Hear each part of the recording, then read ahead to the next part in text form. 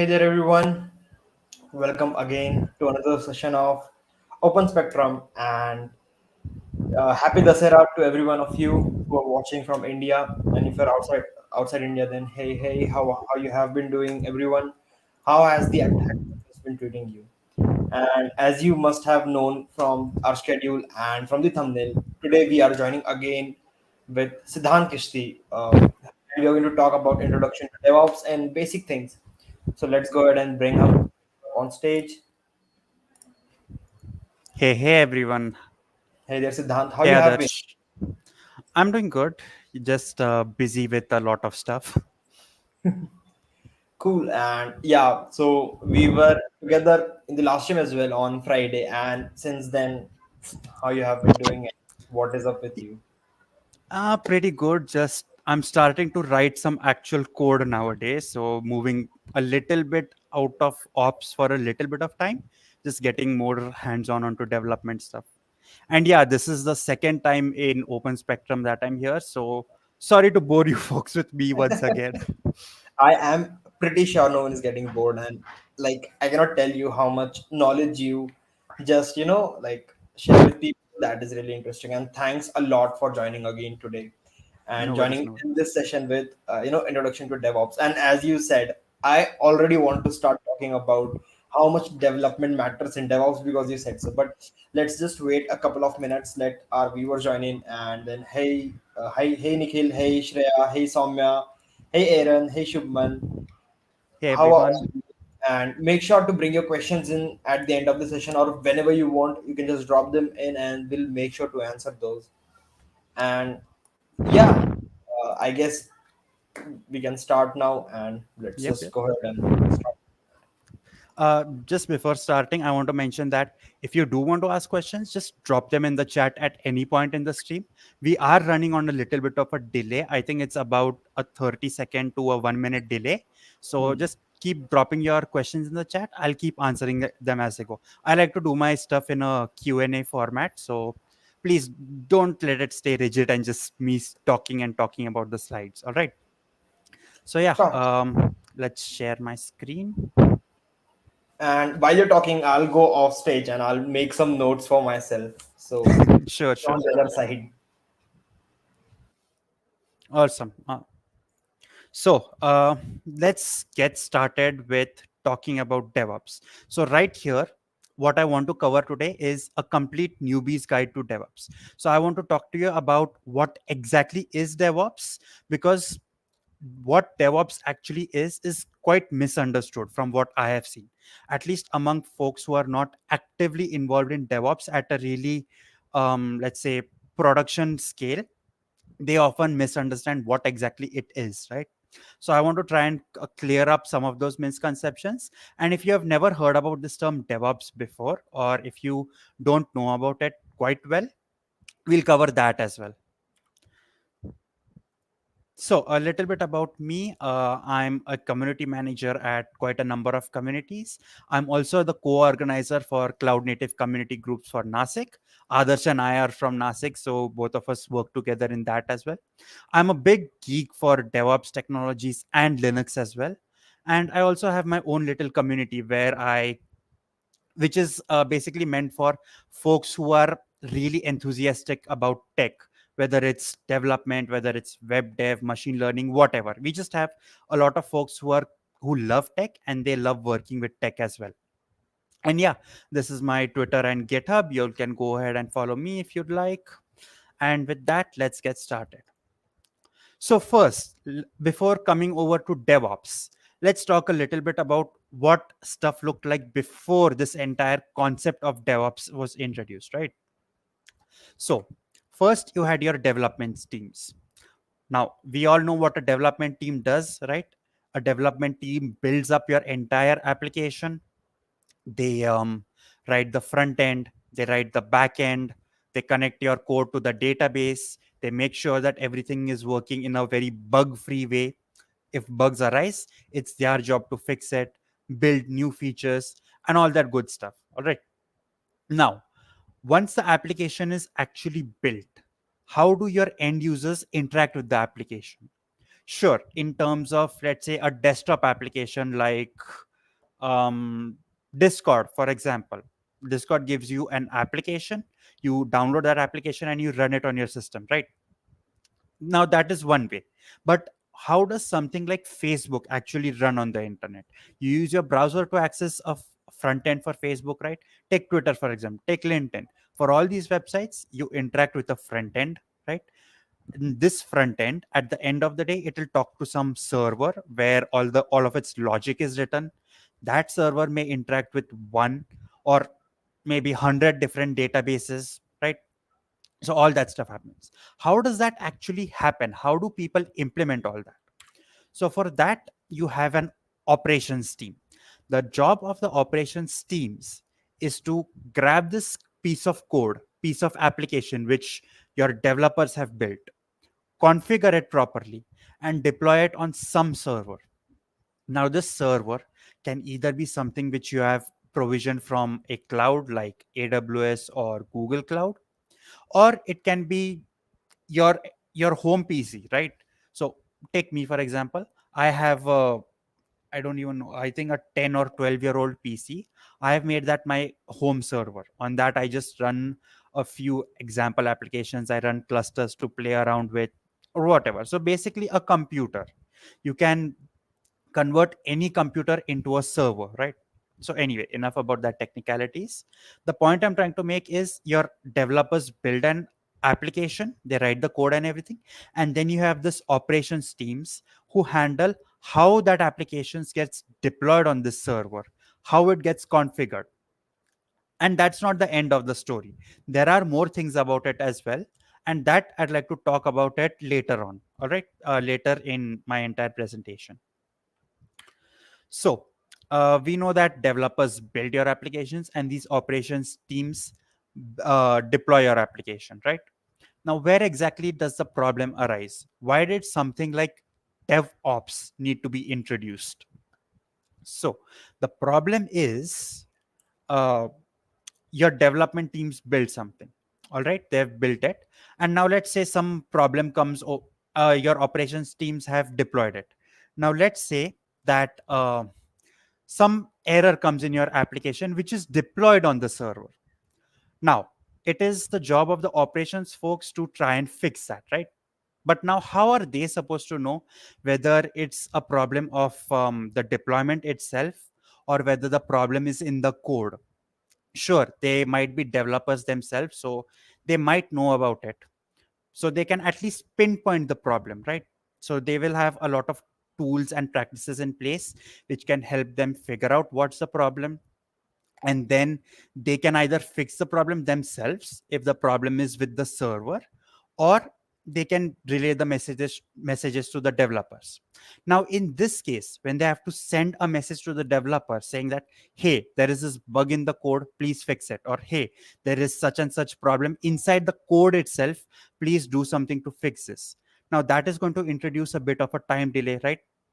The operations teams will have certain context about the problems. The developer team will not have that context, right? So for the developers themselves to figure out the problem, that's going to take time.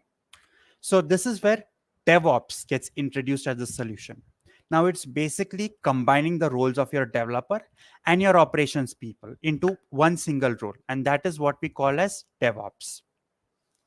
So a person with DevOps, they have a really good experience with both sides of the paradigm. They know development as well, they know how to operate it as well, right? So I in the start of the session, I mentioned that there is a misconception around what is DevOps. So folks thinks that DevOps is mostly just what happens on the operations side, and if you go into a DevOps role, you may not have to write code. That is a very big misconception that I have seen folks have. So let's try and clear it up. So if you have tried to look around about what is DevOps earlier, you may have seen this infinity spiral, right? So on the left side, you have your developer, the things which are involved with your developers side of things. And on the right side, you have everything with operations. I will go over every single one of these phases. But first, I want you to understand that as a DevOps engineer, you should know about both sides of the stack, right? You should know how to develop stuff as well, and you should know about operations as well. You don't need to know about both in very in depth, but at least one field you should know in depth and have a little bit of knowledge on the other side. For example, you might be more interested in administration things, so operation side of things, right? You may be interested in deploying to the server and operating it over there. But even if you're good with that stuff, you still need to know a little basics about the development side of things. What all operations do, what all things do developers do, what are environment variables, how does code security work. You'll need to know about that. All right. So now I want to talk a little bit about all these various aspects that you can see on the screen and all the various technologies as well. So the first thing in the middle, you can see that there is a planning phase. So why should you actually plan? Because if you try to do things just on the go, you're probably at the end of the day, you're going to have a pretty bad architecture. Your application and your deployments may not be the most performant, so you need to plan it out properly. Select your tech stack. What programming languages are you going to use? Where are you going to host it? What frameworks? How are you going to build your application? How are you going to implement tests, right? How are you going to automate stuff? Once it is deployed, how are you going to monitor it and make sure that everything is working perfectly? If something goes wrong, are you going to have some sort of alerting system? So all that stuff goes into your planning. All right. So after that, we have writing the actual code. So this is where your developers do most of the work. They take your application, they take the idea and they make something tangible, right? So let's say you have a plan to make a social media application. So you'll figure out the tech stack, you'll write the actual code, you'll write the logic for making a post, making a profile, authentication logic, all that stuff you'll do. Okay. After that, it comes the building stage. I kind of like to combine the coding and build stage, because let's say you're writing code in something like Java, for example. So if you're writing in Java, you'll use something like Gradle to compile and build that entire project, right? So sometimes I like to build combine these two, but in the concept of DevOps, it's a little different, because I'll explain that later on. But building is basically building your finished project, right? You've written the code, now you want to build it in order to ship it out somewhere. You have to test your code as well, right? So how do you make sure that all of your code logic is working properly? You need to run some tests. You can run unit tests. If it's a web application, you can use some frameworks like Selenium or Playwright, for example. Don't worry if you don't know what these technologies are. I'm just trying to give you an idea about all the different things which come into the entire development life cycle. So you can use these types of tools. Once your tests are done, you will actually deploy it. Now, this deployment is where your operations teams come into place. Now, in terms of DevOps, depending on how your application is, what its architecture is, whether it's a microservice application, meaning that small components of your app are broken down into their own self-contained application. Let's take the most basic example about this: a full stack application. What do you have in a full stack application? You have your front end, you have your back end, and you have a database. So in a microservice, your front end will be its own separate application. Your backend will be its own separate application, and the database its own separate application. That is a microservice. Let's just assume that our application, which we have built so far in the previous steps, it's a microservice which has this kind of a architecture. So in order to deploy it, I need to put these three self-contained applications into something that I can ship onto a cloud provider. For example, AWS Cloud or Google Cloud or Civo in if you're deploying it to Kubernetes, right? So I'll use something like Docker to containerize this. What is containerization? Just think of it as putting the application within a box. Okay. Now, once my application is containerized, it is ready to get shipped. I need to operate it somehow. So I can deploy this all these containers onto a Kubernetes cluster, for example. Now, Kubernetes is one of the most popular way to deploy a microservice application or containers. So take Kubernetes, for example. Now, if your deployment strategy is different and you're self-managing it, let's say at your workplace, you have a big, powerful server, right? So in that case, in order to create a Kubernetes cluster, you'll need to create virtual machines out of this big server, and you'll have to install Kubernetes on every single server and connect them. Now, let's say, for example, you have 100 of these virtual machines. You'll need to somehow automatically configure them, right? Because you can't sit and waste time configuring 100 servers individually.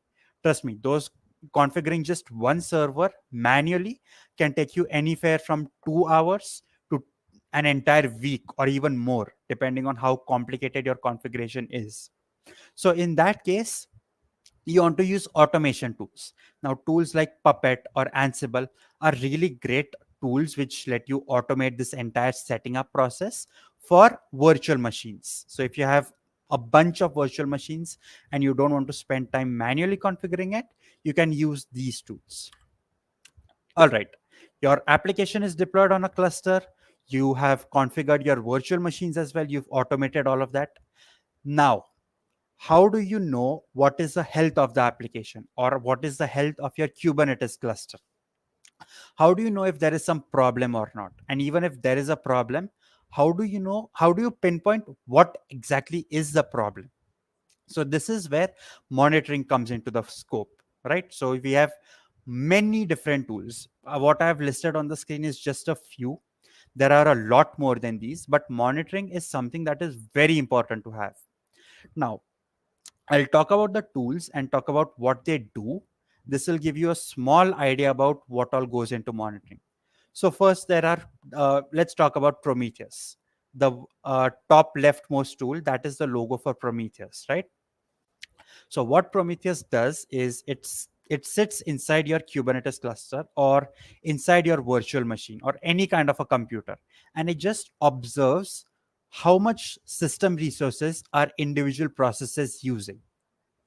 Let's take Kubernetes as an example to keep it simple. Inside a Kubernetes cluster, you have pods, right? Everything is a pod inside a cluster. So how do you know which pod is using how much resources?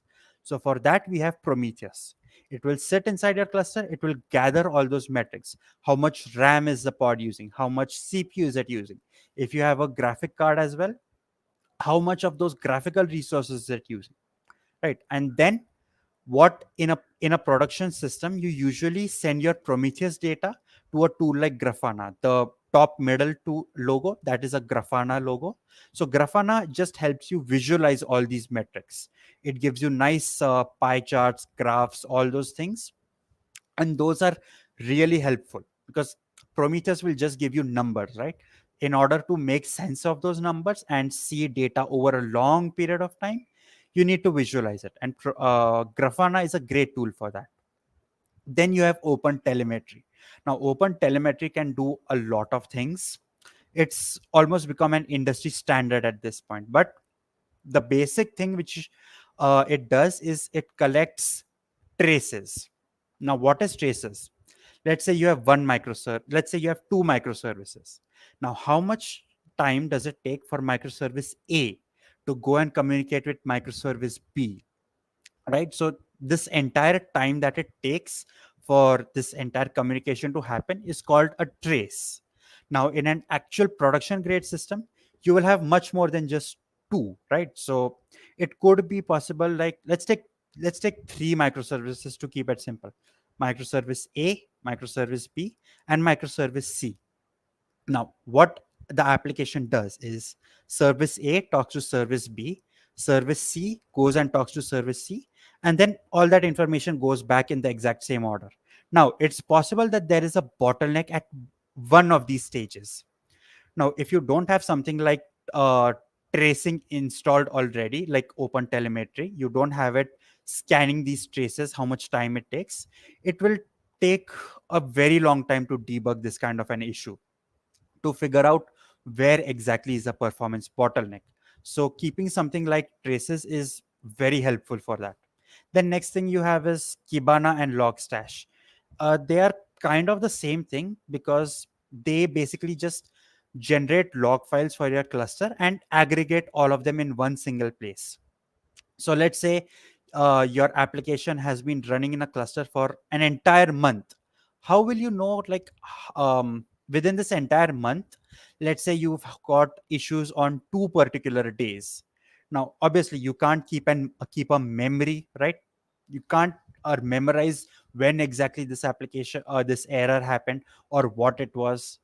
Fine, maybe if it's a month you can remember, but take 1 year for example, take 5 years for example, you're not going to remember.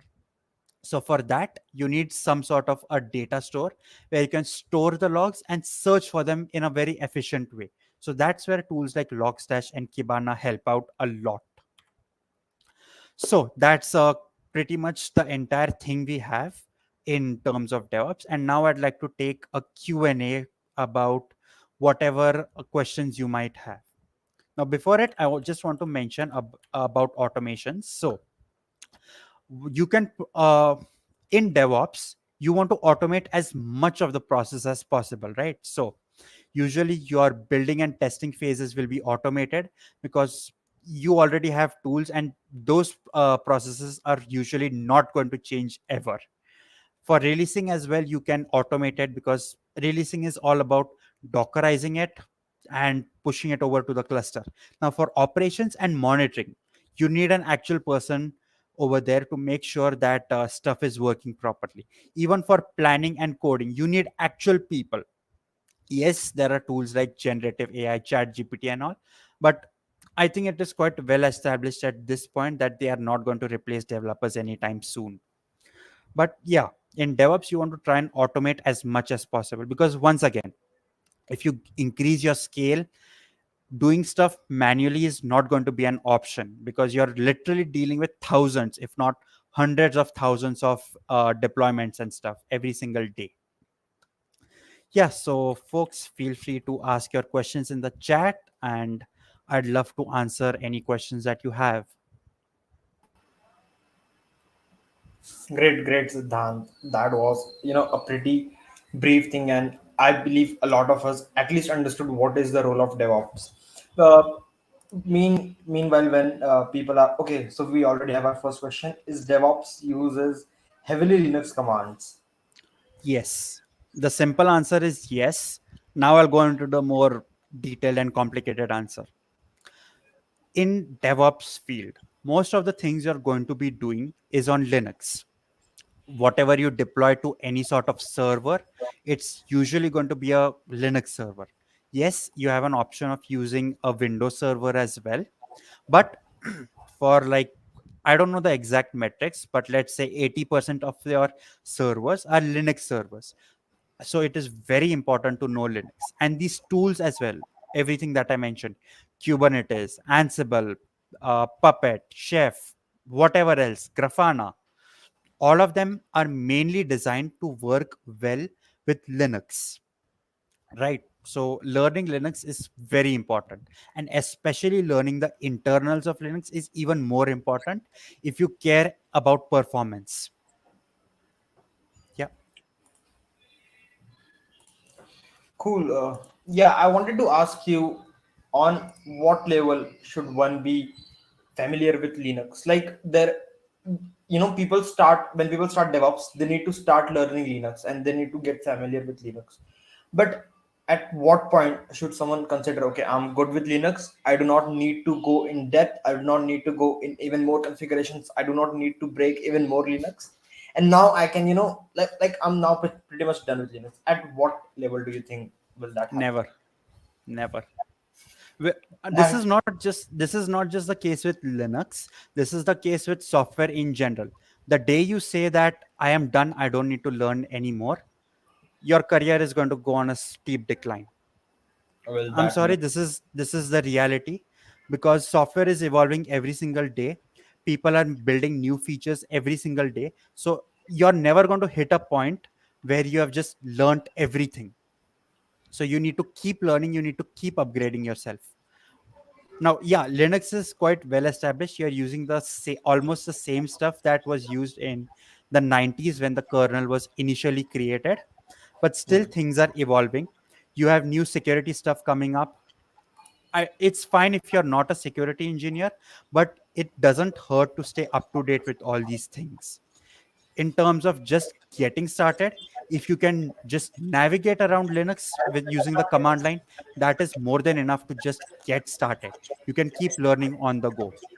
If you keep trying out stuff, you're going to encounter stuff where you need to learn something new. For example, if you don't have a process manager like edgetop, for example, if you don't have access to that, then how do you figure out how much resources is a file eating when it's active, right? How much read write is happening to a particular text file? So for that, you're going to have to figure out certain commands. If you can't use a graphical thing to find out how much free space you have, then you need to learn some sort of storage commands to see your how much space you have in storage. Then there's this thing called as logical volume manager, or LVM. You need eventually you'll go and learn about that as well, right? So there's just a lot to learn, and you're absolutely never going to hit a point where you get to say, okay, I have learned everything there is to learn, I don't need to learn anything more. And like I said at the start of my explanation, even Kubernetes and all these tools are Linux, right? So basically they are Linux. Well, They yeah. are separate tools, but at the end of the day it's working on Linux, right? Before proceeding further, I would like to just give you a small warning that you are going to encounter a lot of questions today, because I see quite a lot of questions in the chat, and I have, like I filled a Google form, and I myself have a lot of questions in front of my eyes. So let's hope to clear all of them. And yeah, so the next question is DevOps about the practices or about tools? And this is so true that this question is such a beautiful question. And with that, I will bring one more question on the screen that is pretty much the same. And here it is. And the question is basically, someone is saying, I wanted to start learning DevOps, but as soon as I look at the basics, there are just too many tools to learn. I feel very much overwhelmed because of, well, that seems to be a statement, but like they might have wanted to ask that they feel very much overwhelmed by seeing the number of tools, right? And yeah, so like just clear us about that. Is DevOps about the practices or is it about the tools? I really like that you combine these questions. At first glance they seem very disconnected, but they are they are actually quite relevant. So first, I'll answer the first question first. DevOps is not about the tools, it's about practices. So DevOps, like I said, is just combining the developer team and your operations team. You don't have to be a master at both, but be really good at least one, and have a decent or fair bit of idea about the other part, right? So this is one. Again, at the start I mentioned that there's a lot of misconception around what exactly is DevOps. It's a culture. It's not about the tools. It's about the culture, and by culture, it involves the practices. Now, moving on to this question, which is on the screen. I started learning DevOps, but there are a lot of tools. Yes, there are going to be a lot of tools, and in order to just get started, it's actually quite easy to just pick up all of these tools one at a time, obviously, and just learn a few basics. And at the end of the day, learn to integrate all of them together. It's quite easy to just get your hands dirty with them a little bit, but if you try and go on a deeper level, that's going to be very difficult. But my advice for this question would be just get started, pick one tool, learn it to a fair amount, and get to a point where you're comfortable with how much you know about the tool. Get so comfortable that you're able to say, okay, yeah, I get a problem with this, absolutely no problem, I can debug this problem, I can fix it. I can fix it, maybe not easily, but I can fix it. Once you're at that point, I think you're good enough to move on to the next tool. Cool, that was quite a good explanation. And we have Shivang in the chat. So hey there, Shivang. Thanks a Hey lot for answering Shivang. a lot of those. Oh yeah, Uh, do go ahead and connect with Shivang. Shivang is also a great person who knows quite a bit about DevOps and other related stuff. Definitely, definitely. Our next question is: a fresher can do DevOps? I guess this is a pretty basic question, and you must have encountered this question a lot of times in whatever time you have been mentoring and you have been talking to newbies. But can you answer this in a couple of sentences? Can a fresher do DevOps? A couple of sentences, I can answer it in one word: yes. Look, at the end of the day, you have to start from the basics. You could have been doing development for 15 years, but you could have been doing only development on Windows. If you move to Linux now, you're going to have that learning curve. So please don't ask this question like, can I start this thing? I'm just a fresher. I know 14-year-olds or 16-year-olds who are really good at development on and DevOps just because they started. So that's my only answer to this question. Just start and go for it with the long game. Don't think that you have to master this particular tech within 1 week or 1 month, because frankly that is very unrealistic. You're not going to master it even after 10 years most likely. Go for the short game, learn as much as you can, and yeah, that's all there is to it. Just keep learning, keep building, and keep trying out stuff. That's the main part. If you don't try out stuff, you're never going to be able to get good at it or even get started. Reading is fine, watching videos is fine, but get that hands-on experience. Nothing can substitute for hands-on. Definitely, definitely. Nothing can substitute for hands-on. So we have our next question, and will you continue the series from where I can learn DevOps? I don't understand this question. um I Which don't think we series? have started a series specifically. I'm But not we will sure. for sure. You can leave your comments, and we will for sure. I will make Siddhant start the series. Yeah. Let's Uh, hope for the best. so Pranav asks, at what point should I learn DevOps? Because for me, DevOps is not a thing you should directly hop into. I love that you mentioned that, Pranav, because that is absolutely true. Don't just get up one day and say I want to do DevOps. I mean, you can do that, but you need to have a sufficient technical prowess earlier. Now, let me just give you a personal story. I started with DevOps. I skipped how to code. I mean, I learned the basics about how to code, but I never actually built an application. And that was a huge problem for me after I got involved with DevOps. Why? Now, I learned about Kubernetes, I learned about Docker, I learned about all these technologies, but now I don't have a project which I can actually deploy onto this. Yes, there is the option of going onto GitHub and forking somebody's project and using that, but that has often never worked for me.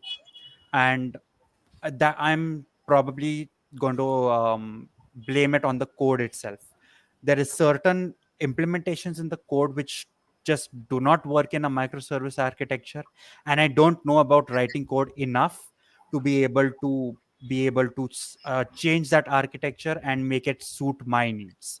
So please learn development first. It is fine if it's mobile development, if it's Android development, if it's web development, if it's whatever development. Just learn development, build a few projects, good projects, build a few clones if you want, a Facebook clone, a Twitter clone, whatever clone. Once you're good with that, once you're comfortable with writing code, then move into DevOps. And I'd say that it will become easier to move into DevOps if you know how to write code.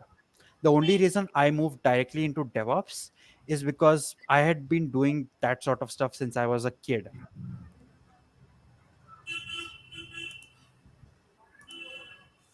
Cool. I hope that answers your question, Pranav. And that is actually a question, I have encountered a lot of times as well. Not just in DevOps, but in any field, right?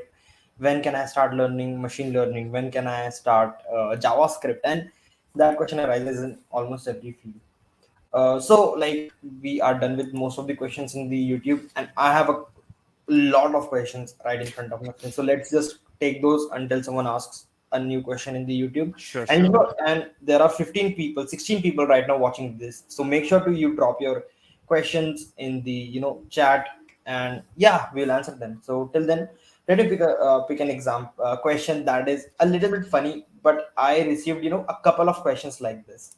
So this is the question: why are most of the DevRel engineers actually DevOps engineer? That's actually a really good question, and I don't know if we have enough time to cover the answer properly, but I'll I'll do my best. So, this entire thing about DevRel, I would argue that it started with DevOps itself. So, if I give you a little brief about the story, there's actually a documentary about this. I'll first talk about that documentary. There is a Kubernetes documentary. I think it's a 2 or 3 part series, but please do go and check that out. That will give you a much better explanation about this question. So, Kubernetes was initially being developed by Google, right? And it was called Borg initially. I think it was called Borg. I'm not 100% sure, but it had a different name initially, and it was closed source. So, the job of these Google engineers was to go and tell people about this tool, about Borg, about Kubernetes, that, hey, we know that you have a problem. You're not able to scale your application nicely or how you want it. You're having scaling issues. You reach 5 million users. Now you're not able to scale it any further than this. So we have actually developed this solution. We call it Kubernetes. We call it Borg, whatever. This actually has this really unique approach. It breaks your application into the smaller things. And this can actually help you scale to billions of users or trillions of users or whatever scale. So over here comes the entire concept of a devrel or developer advocate, right? Their job is mainly to talk about a problem that developers are having, technical people are having, and provide the solution for it. So most devrel or DevOps engineers that you'll see, they all belong to companies that work in developer tooling. And initially, I would say that it started with Kubernetes itself. And since Kubernetes is such a core component of DevOps, I think that is why most DevRel engineers are DevOps engineers to begin with. Because as a DevRel, it's not that you don't have to work with code or with tech in general. It's not that you just have to do content creation and speak at conferences and all that stuff. It's a lot more. You need to know about your technologies well, because only once you know about your technologies well can you explain the problem to an actual developer or an actual operations person and then tell them the solution, right? So that's why I think a lot of them are devops engineers. But yeah, Well, do go and check out that documentary. I'll try to see if I can find the link to it and I'll drop it in the chat. well, that was I like at the beginning I did not know, and I don't think that it can be such a huge answer, right? Because it kind of seems like a funny and a weird question. Why? Like I thought it must be a coincidence, but well, everything follows a pattern. Let's take the next question. And Shubham asks, "Is there a role like DevOps engineer?" And yes, Shubham, that is a job role, DevOps engineer, and that is what we are talking about. If you have joined late, then make sure after this stream you go and watch the first half of the stream where Siddhant explained what is DevOps and why is it needed, how the things were before DevOps and everything like that.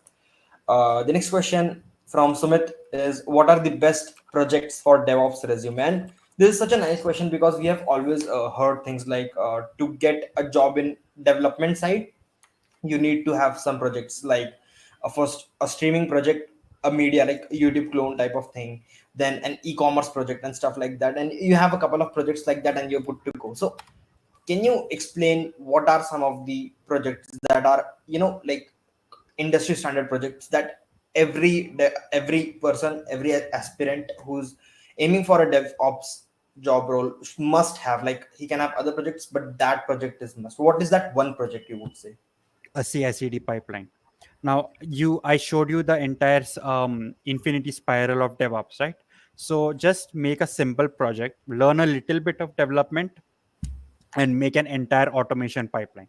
Now, what this automation pipeline is going to do? It's going to build your code. It's going to run some tests which you have written. Then it's going to containerize it. It's going to put your code into a Docker container, and then it's going to deploy it over to a Kubernetes cluster. All right. Now, the best project in terms of DevOps is doing this with a cloud provider. So there are multiple things which come in DevOps. I'm going to go very technical over here because I really can't explain the project without going technical. So if the terms don't make sense to you, please do go ahead and Google them later and just learn about it. Let's say you've built an application in Python, a microservice application specifically. Now you are going to create a CI/CD pipeline, a automation pipeline. What this is going to do is first it's going to run some tests and just make sure that your Python application, all your microservices that you have written in Python are compiling, they are working exactly as expected, and just that they work properly. Once these tests have confirmed, once they all pass, next what this pipeline is going to do is it's going to containerize it and get it ready for deployment. Now, even in the containerization process, getting it ready for deployment, there are multiple steps. Step one is creating a Docker file. This is usually going to be a manual task. You'll manually create this Docker file, and every time you have a new change, a new container will be built from this Docker file. Once this Docker file is built, once the image is built, it will get pushed over to Docker Hub or some sort of an image registry. After that, you need to write your configuration files for Kubernetes. So using the pipeline itself, you can generate these configuration files, or you can edit some pre-existing configuration files. Once that is done, you need to actually apply these KH configuration files to the cluster. That's another thing. Now it's done, fine. Now you need to make sure that it's properly deployed in the cluster and it is running. So all these things come under it. And now if you're going to deploy this on a cloud provider, you would probably want to use something like infrastructure as code or ISC. So for that, a popular tool for that is Terraform and Pulumi. They are popular tools for ISC. So you can use that and automate how you're deploying to something like AWS or Google Cloud. Can't even pronounce. So just automate the entire process. Get your virtual machines out. Get your S3 buckets or whatever storage you're using. Automate that entire process. So basically, just create this entire automation pipeline.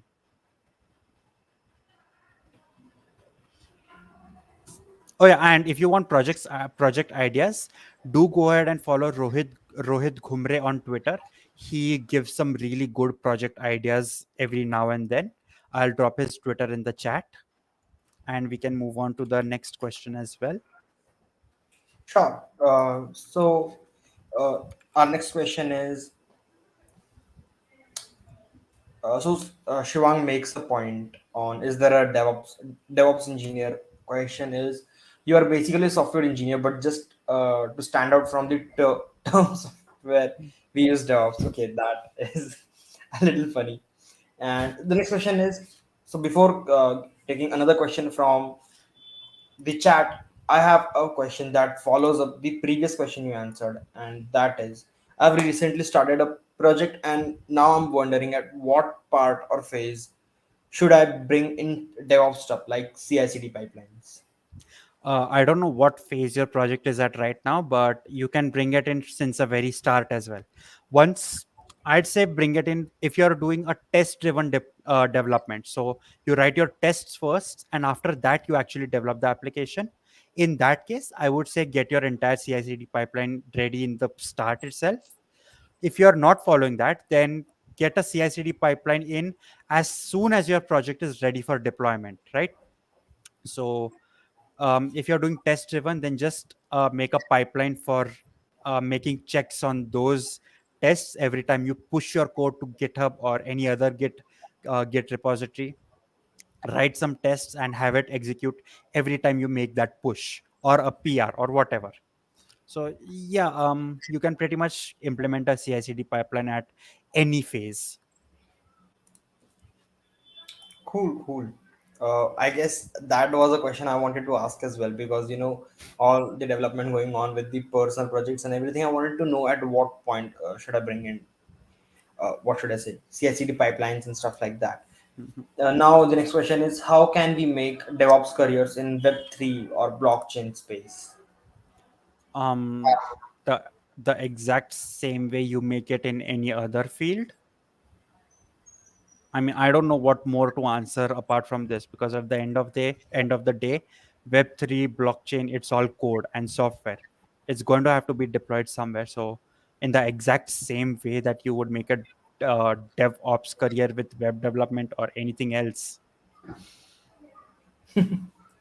Cool. Yeah. Now let's take more of a development question, because development DevOps somewhere or the other Let's hope I overlap. can answer this, because I'm not great in development. So this is a pretty big question. I'm aiming for a job in development side. Will add stuff like, okay. Let me rephrase it. Maybe the person made some mistakes.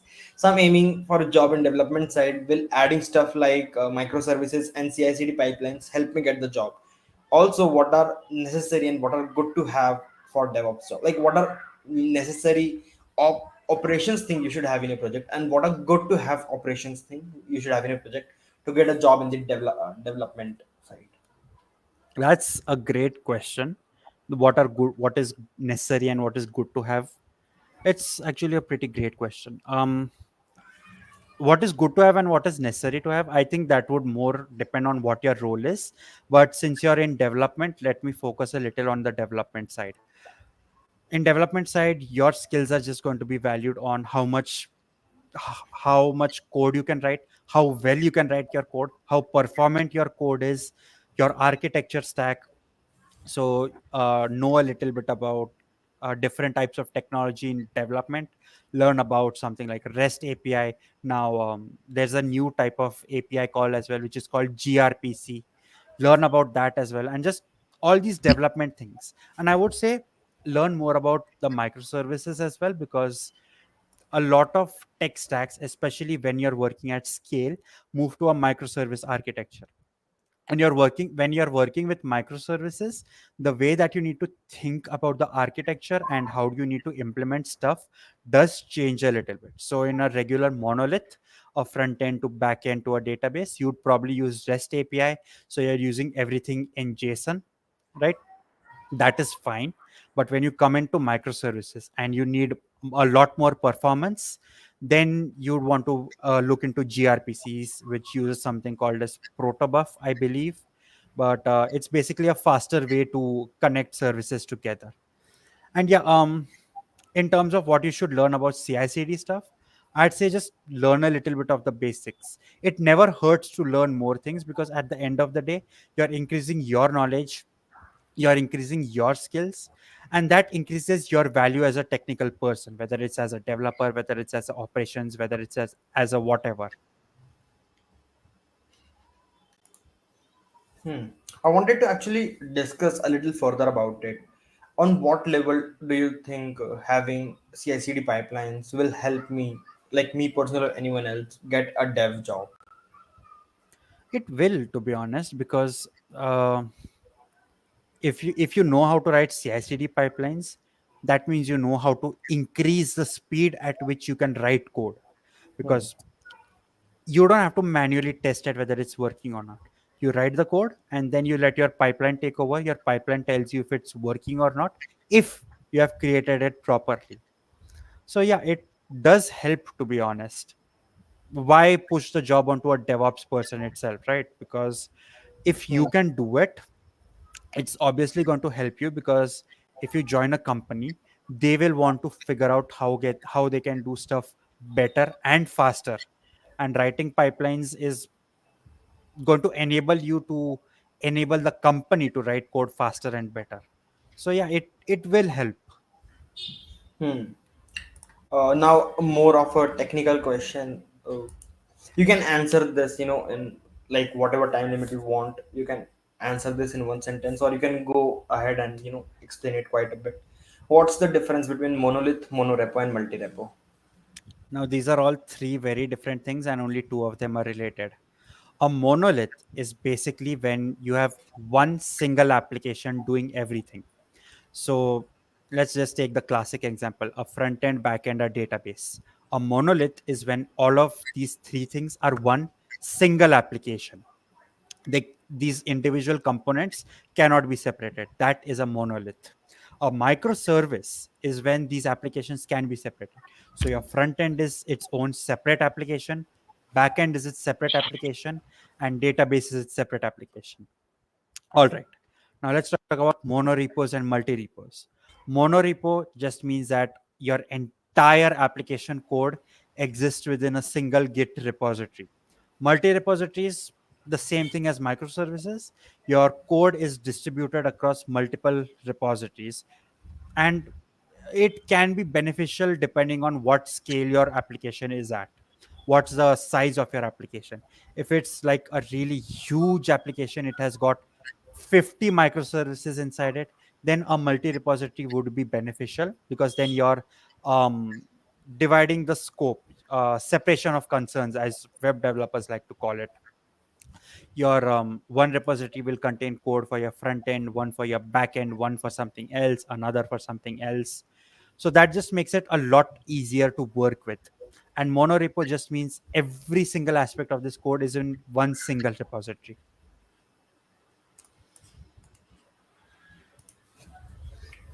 So, like monolith is more of an architecture, right? And another, another architecture is having microservices. So that is a different thing, and monorepo and multi-repo are different things. I mean, They are yes, but all of them come into your architecture only at the end of the day.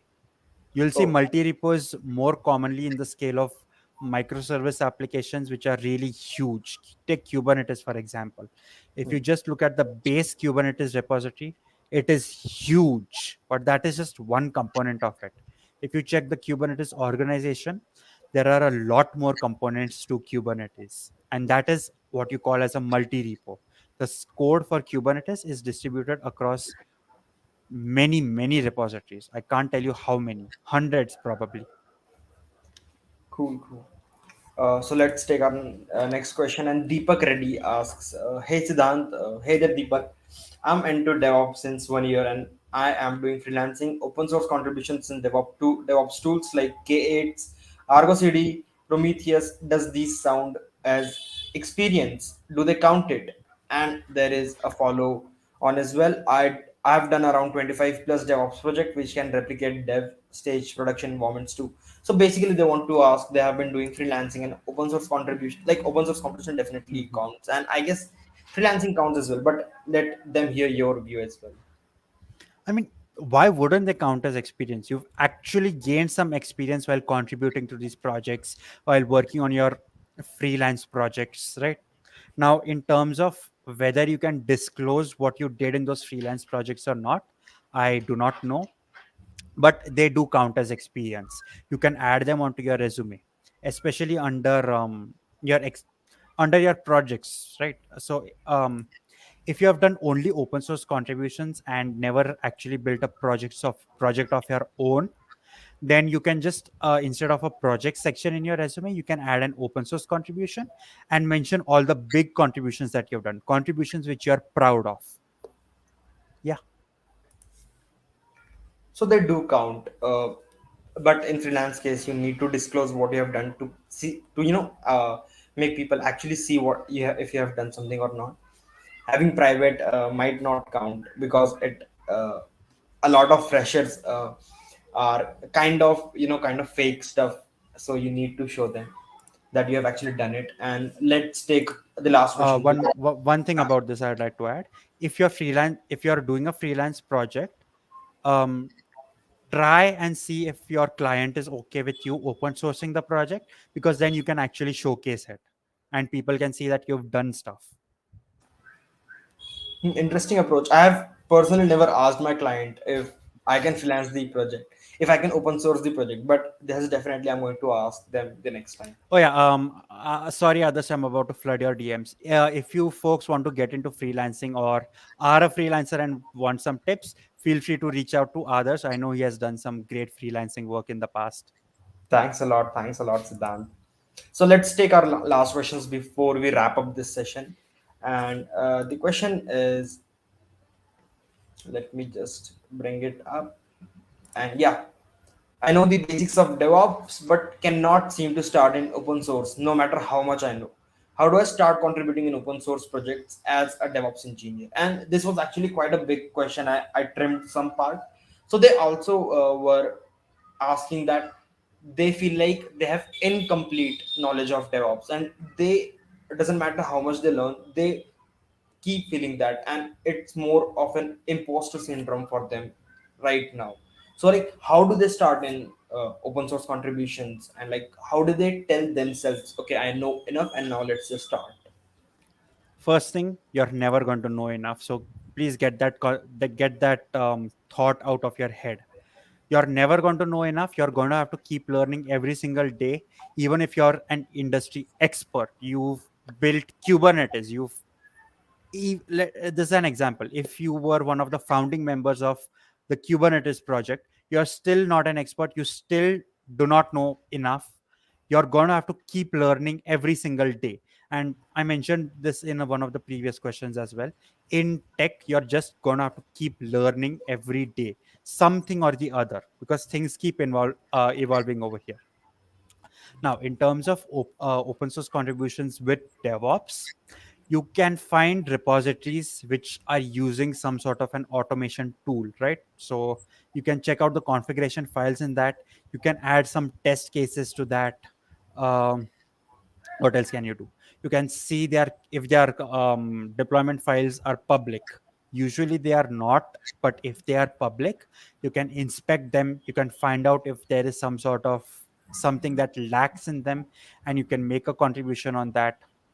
But from a personal point of, from some personal experience, I'd say that as a DevOps or as an operations person, the number of contributions you can make, open source contributions, is quite limited.